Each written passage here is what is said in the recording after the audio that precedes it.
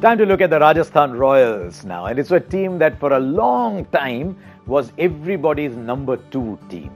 You followed one team, but the other team you secretly wanted to do well. Maybe it was because of Shane Warne and the children who won the first year. Maybe it was the presence of Rahul Dravid alongside that good boys, value for money side. Everybody had a soft corner for Rajasthan Royals. I did too, I must admit. And so Rajasthan Royals was the number 1 team for the fans in that area. But if you're a fan of MI or RCB or KKR or CSK, all the big teams, RR tended to be your second team. Because simple, simple value for money people. Not anymore. Since the new television deal, they've jettisoned the value for money. They've gone and paid big money for all the stars. They've got the Butlers, the Stokes, the Unadkats. They went and spent money on Sanju Samson, and all of a sudden they're a different looking side. They've got match winners strewn all over. When Rajasthan Royals are up and running, see, they're a good side. They've got some outstanding overseas players to the extent that you could actually ask whether Steve Smith will make the side given the form of Ashton Turner, but they've got some excellent overseas players, really good backup. Liam Livingston, whom we're hearing a lot about, is a backup player. Ish Sodhi, O'Shane Thomas, who hurried all the Indian batsmen. There's a lot of quality overseas players in that side. I know you know where I'm getting at. What about the Indian players? So let's start with the Indian batting that they have available to them. Captain Ajinkya Rahane, he'll open the batting. In the Rahul Dravid era, Ajinkya Rahane was a big strength for Rajasthan Royals. But in the last couple of seasons, I mean, you're looking 15, 18, he's only averaging sort of mid-20s, strike rate of 118, maybe a little undecided about whether to go for it, whether to play the anchor role. I like Ajinkya Rahane playing the anchor role and going at about 100, 110 and then picking up from there if he can. And he can do that because he's got Jos Buttler alongside him to open the batting. And if you make a list of the 3 or 4 most exciting T20 batsmen in the world, Jos Buttler will make almost every list because Buttler comes out to bat and then you put aside what you're doing, which is great fun.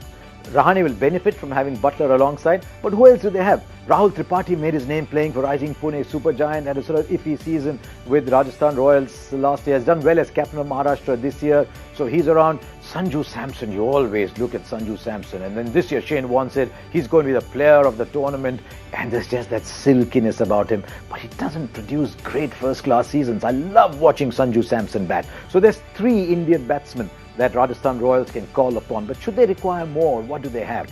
They've got Mahipal Lomrod, they've got Prashant Chopra, they've got Manan Vora. I thought Manan Vora is going to be an outstanding T20 batsman, but he's just slipped away, hasn't played a lot for Punjab. So Indian batting can be a bit of a concern for Rajasthan Royals, but that could be overcome by the flamboyance of all that rides alongside.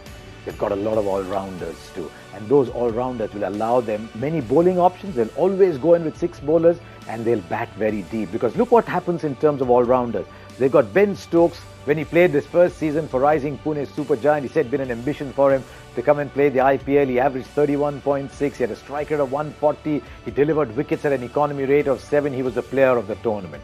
Then he came back last year and averaged just about mid-15, 16 or thereabouts, strike rate around 120, just a little more than that. Not that many wickets, economy rate went over 8, and suddenly you said, which Ben Stokes has turned up? There was a cloud over his head last year. There's lots of problems around. He's been absolved of those, and Rajasthan Royals will wish that they get back the Ben Stokes from the Rising Pune Supergiant, and he'll win them 3-4 matches on his own. But Ben Stokes, Krishnappa Gautam, Shreyas Gopal and Jofra Archer. Jofra Archer is one of the best finishers, and then with Jaydev Unadkat coming back into form, they've got a really good core to finish.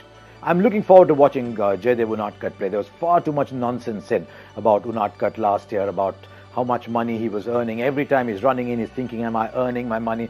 I hope all that is gone, because he had a good domestic season, and if he comes in, he's one of the better white ball bowlers in India at the moment. So, what is Rajasthan Royals' first side and what kind of replacements do they have? This is my super team for Rajasthan Royals. I'm going to open with Ajinkya Rahane and Jos Buttler. At number 3, it's a tough one, isn't it? I've still got Steve Smith in there. He hasn't played a lot, but I'll tell you why I'm worrying about Steve Smith at 3, but he's there in the first couple of games. Then Sanju Samson, Ben Stokes and Rahul Tripathi as that's just the free hitter you go around. Then Krishnappa Gautam and Shreyas Gopal, they can both bat. Jofra Archer can come in and tonk the ball around, and you've got Dhaval Kulkarni and Jaydev Unadkat. So in terms of pace, you've got Unadkat, you've got Kulkarni, you've got Archer, you've got Stokes, and then you've got the 2 spinners in there. Now, why did I worry a little bit about Steve Smith at 3? I watched a little bit of Ashton Turner in the Big Bash this year, and of course, post what happened in the recent series, nobody's going to forget what Ashton Turner did to India. And all of a sudden, you tell yourself, can Tripathi bat at 3? Ashton Turner comes in at 6, and then you've got, if Butler's still batting, you've got Stokes, you've got Turner, you're starting to worry about where that end is going. Last year, Krishnappa Gautam played some fantastic innings towards the end too, so that creates a bit of a worry. So I'm starting with Steve Smith, but there's Ashton Turner looming around there.